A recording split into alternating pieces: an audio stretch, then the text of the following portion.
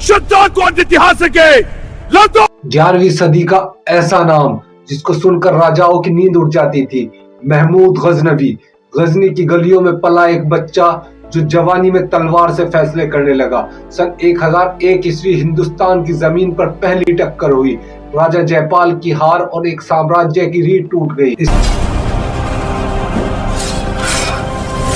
इसके बाद वो रुका नहीं, एक के बाद एक टूटते किले, लुटते शहर और बिखरते राज्य। सन 1925 ईस्वी में सामने था सोमनाथ, जहां इतिहास सबसे ज्यादा सवाल पूछता है, लूट या लकीर, धर्म या सत्ता, सच आज भी बहस में है। और फिर वापसी, रेगिस्तान, मौत और थकी हुई फौज।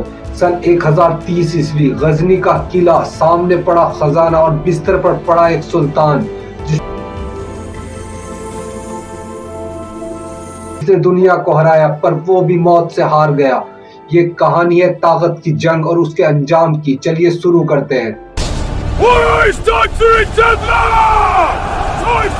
रेत के समंदर में उठता एक तूफान, घोड़ों की टापों से कांपती जमीन और इतिहास के पन्नों पर दर्ज होता एक नाम, महमूद गजनवी। 10वीं सदी का वो सुल्तान जिसकी तलवार सिर्फ फतेह नहीं थी, बल्कि सियासत, ताकत और दौर की कहानी लिख रही थी। गजनी से निकलकर हिंदुस्तान तक उसके हमले सिर्फ जंग नहीं थे, लूट, साम्राज्य विस्तार और धार्मिक थे। क्या वो सिर्फ एक लुटेरा था या एक मजबूत शासक या राजनीतिक योद्धा? आज हम जानेंगे महमूद का बचपन, जवानी और हिंदुस्तान पर हमला और सोमनाथ की लड़ाई। वीडियो में चलिए शुरू कर।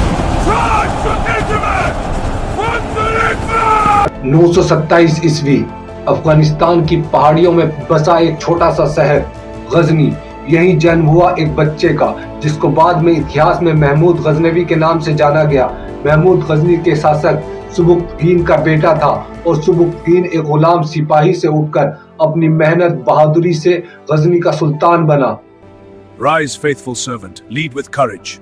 I will not fail. घर का माहौल फौजी था, तो बचपन में खेलकूद की जगह तलवार, घुड़सवारी और युद्ध की तालीम मिली तथा साथ में अरबी, फारसी, इस्लामिक शिक्षा और फिक्र की तालीम मिली।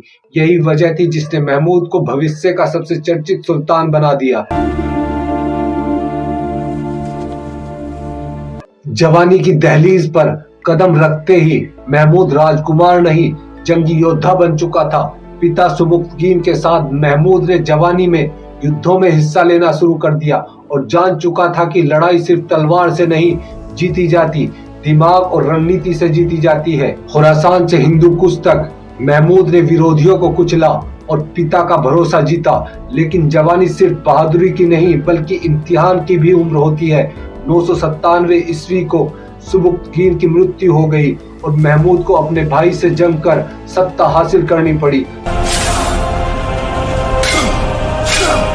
और वह बन गया सुल्तान महमूद गजनवी। बल्कि पेशावर, लमगान और वाहिद जैसे बॉर्डर के इलाकों पर पकड़ मजबूत की।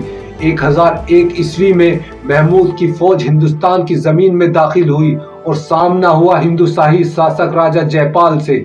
यह लड़ाई दो सेनाओं की लड़ाई नहीं थी, बल्कि दो राजनीतिक शक्तियों का टकराव था।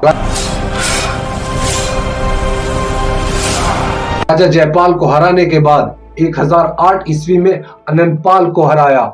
1018 में भीम प्रथम गुज्जर प्रतिहार राजा कन्नौज, मथुरा क्षेत्र में हराया।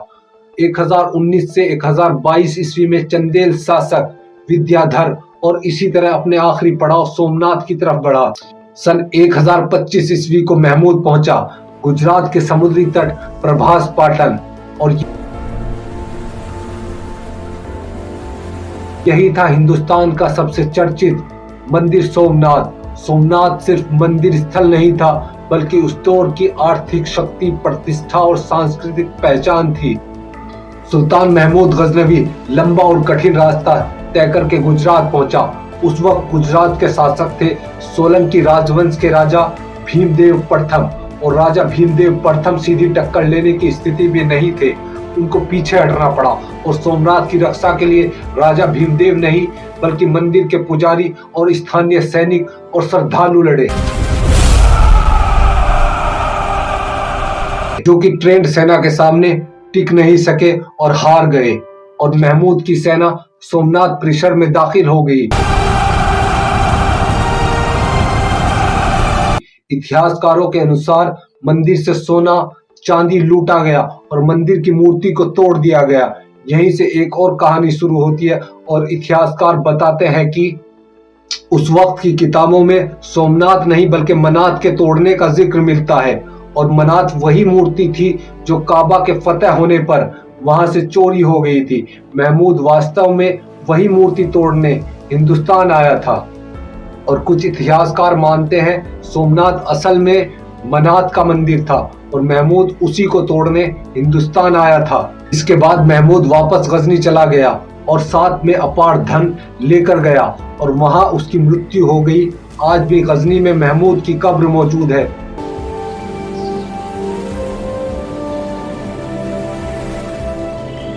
कुछ के लिए महमूद हीरो है तो कुछ के लिए विलन, लेकिन इतिहास के लिए एक सच्चाई। हमारी वीडियो पसंद आई हो तो चैनल को सब्सक्राइब करें।